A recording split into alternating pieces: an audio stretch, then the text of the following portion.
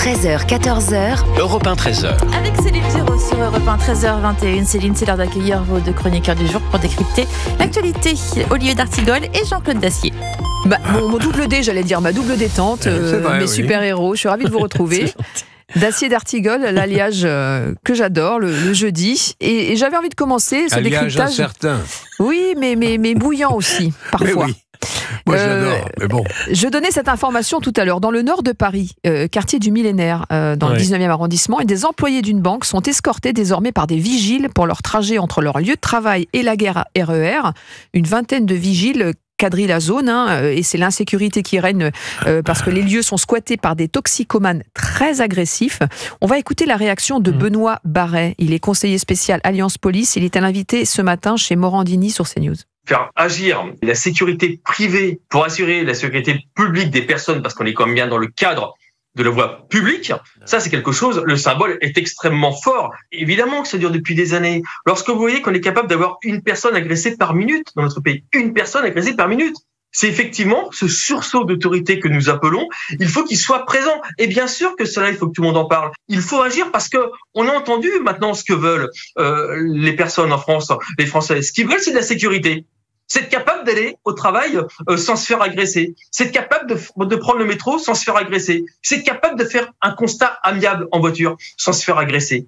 Mais à un moment donné, si on accepte tout ça, eh bien on sait très bien ce qui va se passer. Vous parlez de mexicanisation. Voilà, une réaction, Olivier d'Artigol, une vingtaine de vigiles privés pour sécuriser ses employés.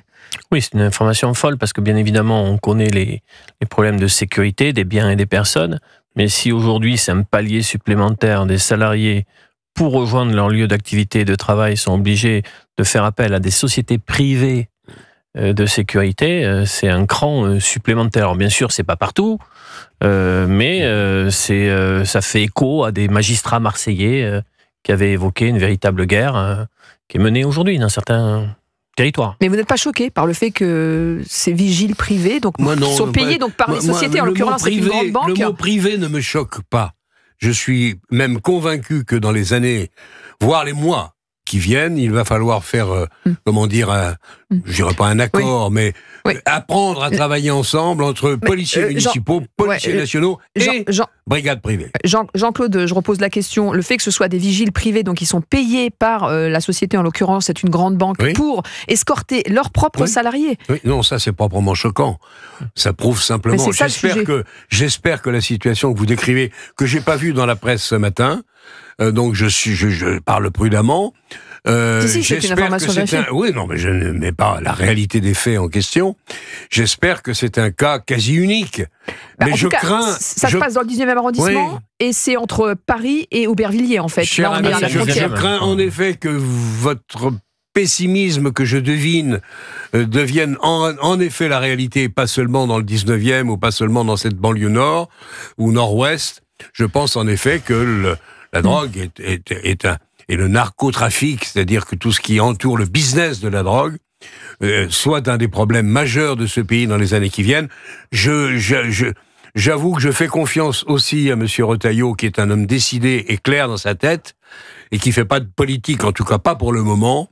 Encore faut-il arrêter, comme mon cher ami Olivier, apparaître comme étant un peu choqué que des brigades privées, mon Dieu, quel mot. Non, mais parce que les policiers sont très occupés par ailleurs. Mais ils ont autre chose à faire, les policiers. Il existe dans les politiques publiques ce qu'on appelle le continuum de sécurité. Non, mais oubliez un peu les politiques publiques, parce que les résultats que vous avez ne sont pas totalement convaincants. Pourquoi la police publique n'a pas réussi à sécuriser en y mettant les moyens nécessaires les JO? On arrive à sécuriser. Donc, il y a un continuum de sécurité qui va des polices régaliennes, police municipale, à sociétés privées de sécurité. Voilà. Lors de certains événements. Là, ça ne me choque absolument pas. Et cette politique de sécurité, elle a été mise en place depuis 2019, je précise, dans ces politiques. C'est pas nouveau. Oui, c'est le continuum de sécurité. Voilà, ce qui est important, c'est le créneau là où c'est saisissant, et moi ça me glace assez, c'est imaginer qu'on doive faire appel à des sociétés privées pour sécuriser des salariés allant bosser. À qui on demande de quitter le travail plus tôt à 17h et de se mettre en télétravail pour éviter de rentrer à la nuit. J'espère qu'on ne bascule pas dans cette société. Je préférerais que la police régalienne et municipale sécurise le territoire où ces personnes travaillent. Voilà. J'espère, moi non plus, qu'on ne va pas aller vers une nouvelle dégradation de la situation. Celle que nous vivons aujourd'hui est déjà suffisamment vraiment problématique et inquiétante, mais encore une fois oubliée. D'ailleurs, il y a déjà des milliers de gens qui travaillent dans le privé et qui assurent des jobs de sécurité. Des milliers en France. Ouais. On ira de plus en plus. Il va falloir faire attention à qui on recrute. Ça va demander aussi des budgets supérieurs. Quel est le niveau? Voilà. La police nationale aura autre chose à faire, et même la police municipale. Il n'y a pas de rejet idéologique, cher ami, à opposer au fait que des gens du privé travaillent à la sécurité des Français, comme la police nationale ou la police municipale. J'ai pas un refus idéologique par rapport à ça. S'il faut commencer à escorter tous les salariés qui sortent de la gare RER pour aller bosser, ça commence à être compliqué. C'est encore autre chose. Le problème, c'est on appelle des sociétés privées en renfort. Ben oui, parce qu'on ne va pas demander aux policiers qui ont autre chose à faire que de raccompagner les salariés de cette...